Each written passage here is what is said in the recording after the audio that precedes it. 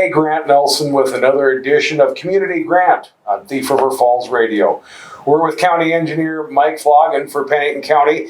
And Mike, it seems like it always comes down to one day. And this is kind of it for some of the largest projects really in Thief River Falls. The Mark Boulevard Bridge. Is that what we're calling it, the Mark Boulevard Bridge? You know, we really haven't come out with a real name for that bridge yet. It was always the Mark Boulevard Bridge before, because that's where that road was, Mark Boulevard. But now it's County State 8 Highway number 8 that crosses right there. So yeah, I don't know, unless we come up with something different, you know, that's kind of what everybody's calling it right now. Well, maybe we'll have to teach everybody the phrase CASA. Right. Today is the ribbon cutting ceremony for the County State 8, number 8 Mark Boulevard Bridge.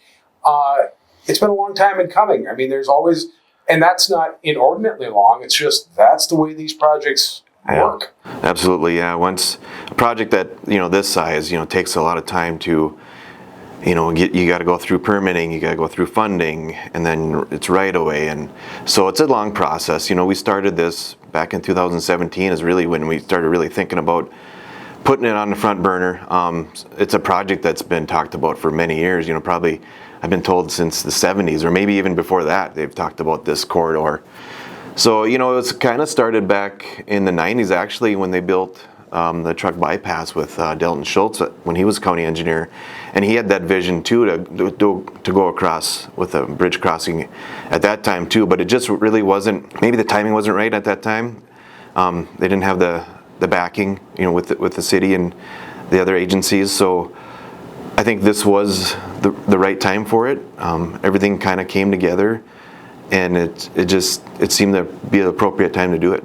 What are the traffic patterns that all these projects together are really looking to do? There's a few things that we were looking at doing with these projects.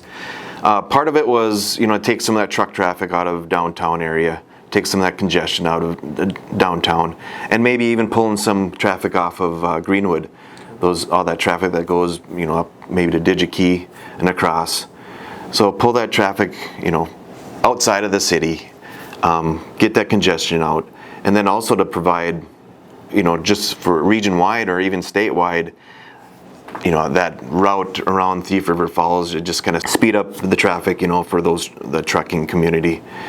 And you're going to see, you know, we see that right now, but in the future, you know, looking out 10 or 20 years out or further, you're going to see just how this corridor really affects traffic. I think more and more every year you're going to see changes in how things are kind of built as Thief River builds and develops.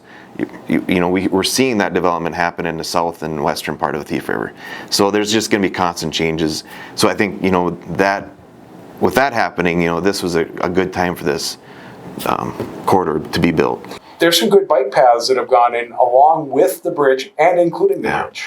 Yeah, the city's done some great things with the bike paths. And we did include one on our project too. And hopefully, you know, the plan with the city is to connect our path with the Greenwood path. And, you know, that's all connected throughout the whole entire city. So it just keeps building, and it's nice to see those people. They're out there walking, and they want to use it. So it's nice to see it. You got a ribbon cutting today. Do you know who you're expecting? Well, we expect to have some, you know, our commissioners there and the contractors, consultants, everybody that was involved with the project, and, you know, maybe we'll get some people from the public as well. Okay.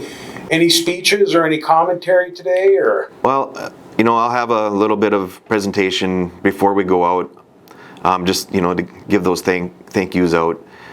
You know, first of all, my staff, they did a great job, you know, for our project. We don't typically do projects like this, you know, urban project with roundabouts and a bridge. We haven't built a bridge in over 25 years here in Thief River, for Pennington County anyways. So, you know, we typically do mill and overlays, rural projects, and, you know, they're good at it.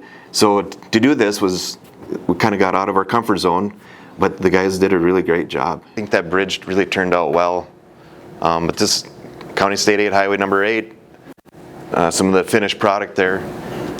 And one really neat thing about this project, when we had to do the right-of-way, we bought 3 different houses. We were able to sell 2 of the houses. So the one on the left here just moved just a few miles south of Thief River, and the one on the right ended up up close to War Road.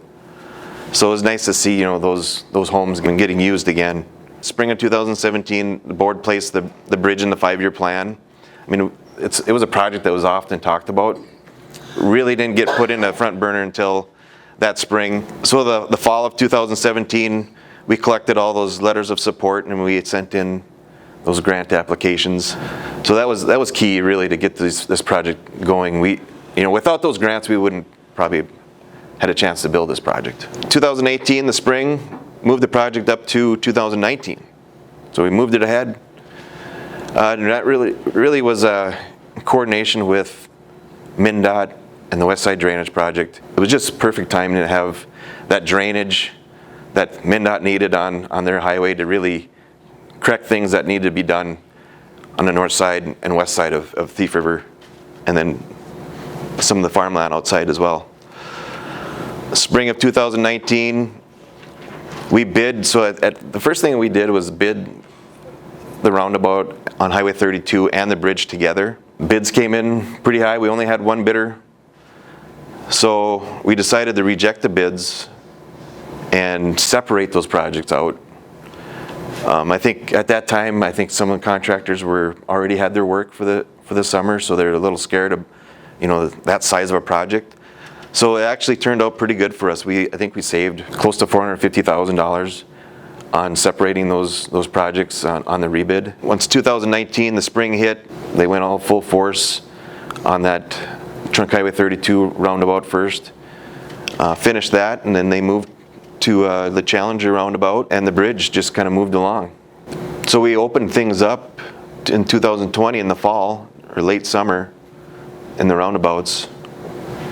2020 in the winter, we just rested. 2021, we finished the final lift through the bridge between the roundabouts, and we have a couple little things yet to finish, but for the most part, we're pretty much completed on the project. So this is starting at the Challenger side and heading west. So on the right is what it would look like before the project. So the ditch and the road flip-flopped, of course, right? And those are the homes that we purchased. It was nice. Two of the homes, those homeowners were already looking to sell. So it turned out really well on those two homes. The fact of we had to buy 3 homes, it couldn't have gone any better, I think. We typically do mill and overlays, and that's a lot of it. 90% of our work is rural projects. And to take something like this on, it was a challenging project, but it was really exciting to do, to get out of your comfort zone and try something different, So a big thank you to our staff, with the Pennington County staff, Alex and Jay and Joe.